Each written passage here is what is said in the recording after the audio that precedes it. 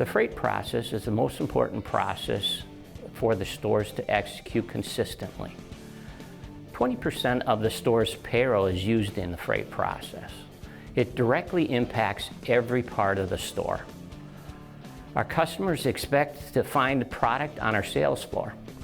And if the freight process is not done consistently, that affects our customer service. The store manager sets the tone within his or her buildings. As leaders within their building, it is important that you understand the process so you can coach and provide direction. Before we can start processing a truck, we need to start by building the best possible schedule. Before scheduling, review the truck schedule posted on the Shopko intranet.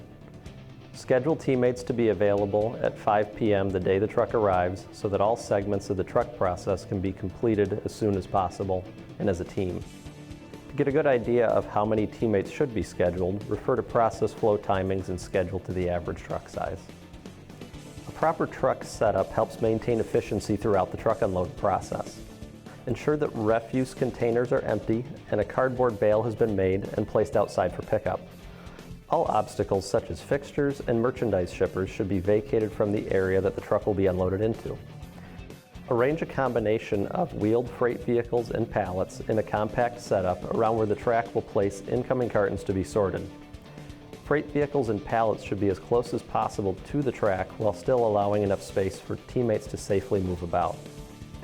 Once the vehicles and pallets are in place, affix signs in numeric order near the vehicles indicating which cartons an individual vehicle or pallet will hold.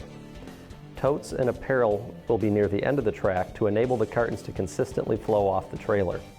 Before starting the truck unload, the supervisor scheduled to lead the truck should have a quick huddle to set expectations for the truck process.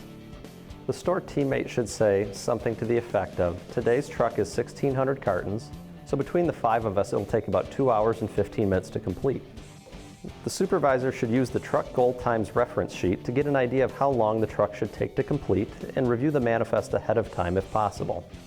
Unloading and sorting the truck should occur starting at 5 p.m. local store time to minimize customer disruption later in the truck process. Merchandise is delivered on a flexible conveyor track and sorted to the centrally located freight vehicles and pallets. The individual inside the trailer should be a high-energy person creating a strong pace.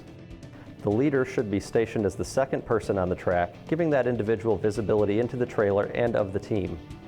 The leader should coach pace and direct the team based on unique things within each truck. Within the trailer, shift pallets or bulk products to the side of the trailer to keep the flexible conveyor track as full as possible, maximizing the team's productivity. There are times when the track does need to be removed, but this should occur only on an as-needed basis. As the cartons are removed from the truck using the flexible conveyor track, the team will quickly sort the cartons onto designated freight vehicles or pallets. Since the freight vehicles and pallets have signs displaying which cartons belong on them, teammates of any experience level can easily determine the freight zone from the shipping label and quickly bring them to the correct location. As freight vehicles and pallets fill up, they will be rotated out and replaced with an empty freight vehicle or pallet. The flexible conveyor track should be expanded into the trailer throughout the unload, reducing footsteps to freight vehicles at the back of the track.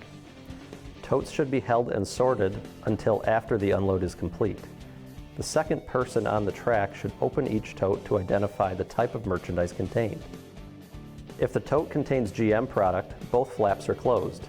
If the tote contains apparel product, one flap is left open and the tote is pushed down the line. After the general carton sort is complete, totes or break packs will be sorted.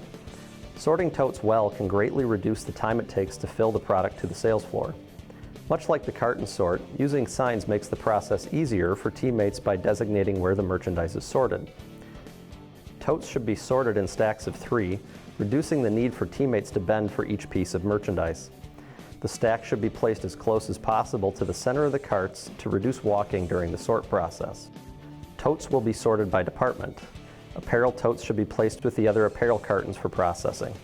Because of the high volume of health and beauty items contained in totes, health and beauty items are sorted by valley on the sales floor. The tote sort process should be completed by 2 to 3 teammates who are familiar with the store layout and planograms. The leader should be a part of this process to encourage pace and as a resource to answer product-specific questions. Freight vehicles and pallets should be staged as close as possible to the aisles where the cartons will be filled. This enables the teammates filling to reduce footsteps and the leader of the fill process to quickly gauge how long an area will take to complete. Stage areas furthest from the stockroom doors is not to get blocked in. Shopping carts used for the tote sort should be staged near their respective departments or aisles. Filling should occur with the entire fill team working together in a process called the swarm method. The swarm method is impactful when the leader is working centrally to the team and can visibly see and direct teammates. Teammates should work together in groups of 2 to complete a single pallet or flatbed. This gives new teammates an opportunity to always be placed with someone who can teach, coach, and train them. For experienced teammates, they should challenge each other's and the rest of the team's pace, creating a challenging, exciting, and interactive atmosphere. Broken down cardboard should be placed in a neat pile on the freight vehicle so that it can be disposed of in one trip. Retain the original cardboard package for merchandise that does not stack well, such as bagged candy and pillows. This makes transportation for Backstock easier. It is important that the shelves are filled as quickly as possible, so all filling, including totes, should be completed before moving on to Backstock.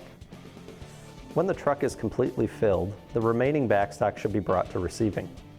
Stage the freight vehicles with Backstock near its Backstock location in the stockroom. Remove the boxes and dispose of the cardboard if it is not a full carton. Keep the cardboard in one neat pile so that it can be disposed of at one time. Backstocking similar products in nearby aisles and locations will assist in speeding up the auto pull process. Smaller items or SKU-intense areas should utilize auto pull boxes to narrow down the locations. The apparel process also requires the same key elements as mentioned earlier with scheduling and a proper setup.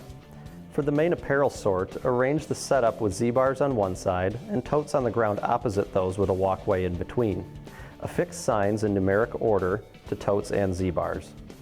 Apparel cartons and totes should flow into a floor-stacked location. One teammate should open the cardboard boxes and determine if the garments are hanging or non-hanging. If hanging, hang on the corresponding numbered Z-bar. If non-hanging, set aside to be sorted later.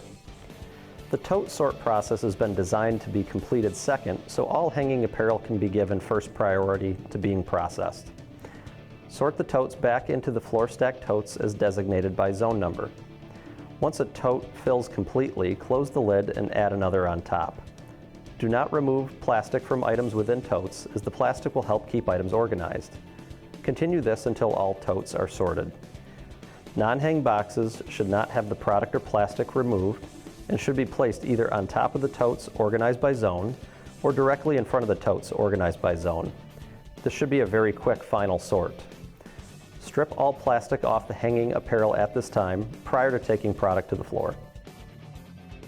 Begin the apparel fill process with the hanging Z-bars first. Hanging apparel merchandise is the more complex task, so experienced teammates should complete this work. Ensure that the apparel flow plan and product protection tags are available to place items in the correct locations the first time. Process all hanging apparel prior to processing non-hanging apparel. Non-hanging apparel and apparel totes should be processed simultaneously. All items should be brought to the sales floor on a silver cart or flatbed to complete an entire department at a time. Non-hang and toted items should be removed from their plastic wrapping at this time. When the apparel truck is completely filled, the remaining backstock should be brought to receiving. Backstocking similar products in nearby aisles and locations will assist in speeding up the auto pull process. Apparel items should utilize auto pull boxes or dividers for hanging apparel to narrow down the locations. What you've seen today is a truck process at one of our stores. Your backroom may be configured differently, so how you adapt the process to your backroom and to your store layout may be different. The important thing is to execute the key concepts of the process you have seen. Thank you for your time today. What Shopko would like you to understand is the most important part of this process is you.